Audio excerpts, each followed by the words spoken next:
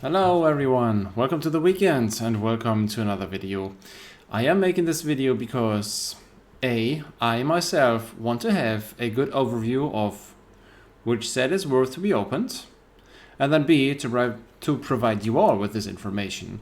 I usually don't explain too much what I do and why I do this. The thing is this, I am a seller on cardmarket. I do this professionally with my business. And of course, I do have different sources of getting new cards. I want to get cards cheap and sell them for more so that I can earn something. That's the whole purpose of this business, right?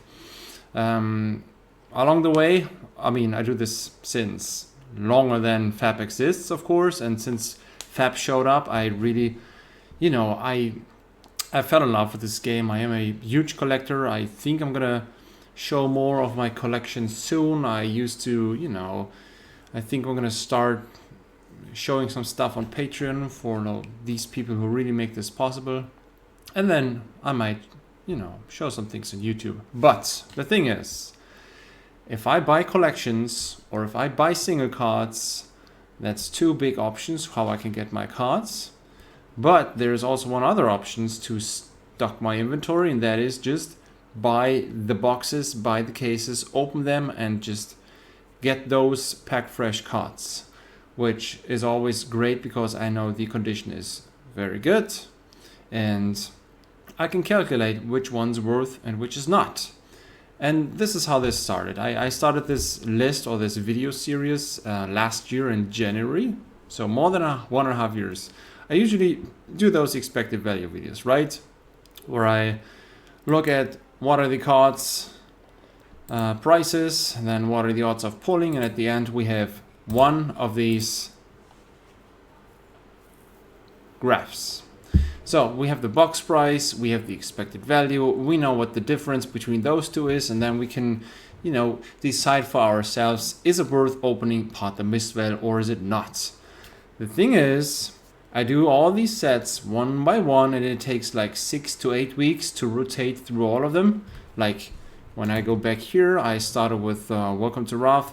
This cycle, I have been pretty fast. I started with Welcome to Wrath on July 17th. So 6 weeks ago, I started with Welcome to Wrath. We listed what's the box price and what's the value, what's the expected value. Then I do the next ones, like several a week. This week has been pretty busy because I wanted to finish this cycle. Now we have all the expected value numbers since Welcome to Wrath 6 weeks ago until Mistwell yesterday. What of course is obvious is that expected values can change if people really buy some cards of Welcome to Wrath and the price goes up. Then this data is 6 weeks old, and there's no way I can possibly keep this up to date daily. Like I don't earn a single cent on YouTube, for instance. There's no way for me to do this more often than I do it. It's basically a hobby which I share, so those those are accurate enough. Also keep in mind these numbers are for the European market. I always check on cardmarket, I check the box prices. So what I did yesterday, I checked all the box prices, I checked all the case prices, and then I look if one box including shipping is cheaper than a case including shipping divided by 4. And then I just write the expected value down, and then I'll have a difference. And this is how it looks this month. So I call this number, it's not a minus, it's a plus. I just call it cost of entertainment. Dynasty is the most expensive to open because if we go into my, how do we call this? The source list, and then Dynasty.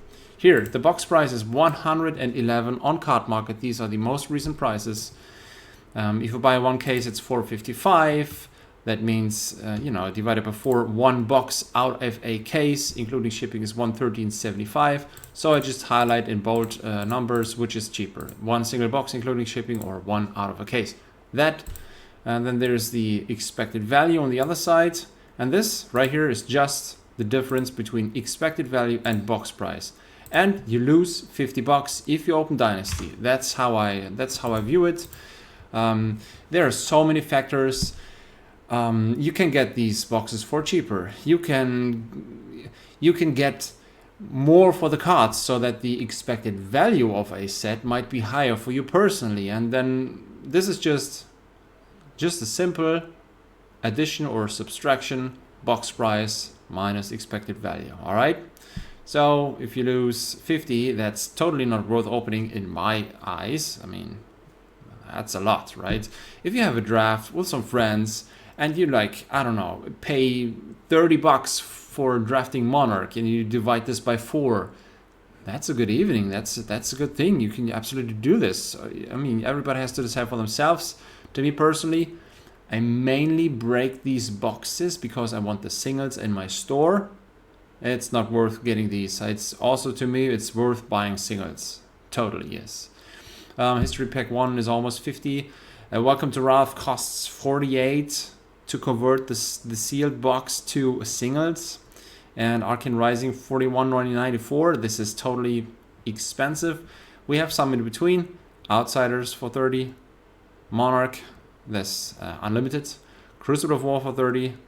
Then 26 Tales of Aria First Edition, 26 Tales of Aria Unlimited, and 24 for Uprising. Then here's the cheapest 4, Monarch First Edition. You only lose 20 euros or 21.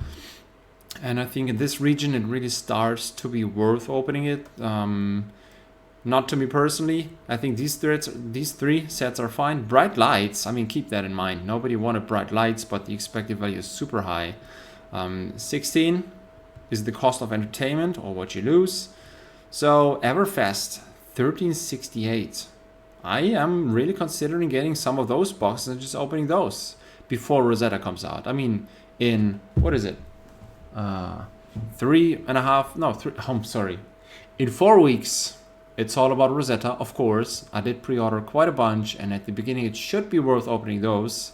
But for the next weeks, well, I don't know.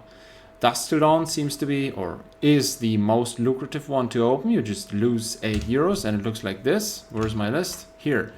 Dusk Till Dawn, right here. 78 is what you pay for $1. 70 is the expected value, and this is, you know, a pretty accurate, or it's not too long ago that I've taken these. 3 days ago, we've checked the expected values, totally updated numbers. And I'm confident that this right now, as of right now, is the most lucrative one to open. Yeah, depending on what you can decide for yourselves what's important and what's not. Dusk Till Dawn is the most, I always said this since this came out, is the most fun to open. Path of Mistwell has been cool as well, but this one is my set of choice. We're gonna open this tomorrow evening at 8:30 German time, live on YouTube. We have another case. I just skipped 2 weeks of openings because I didn't know what to open, and none of my patrons wanted anything. Everybody's saving for Rosetta. I totally get it, but we're opening one case. Oleg is getting 1 box. I'm gonna take the other 3 boxes.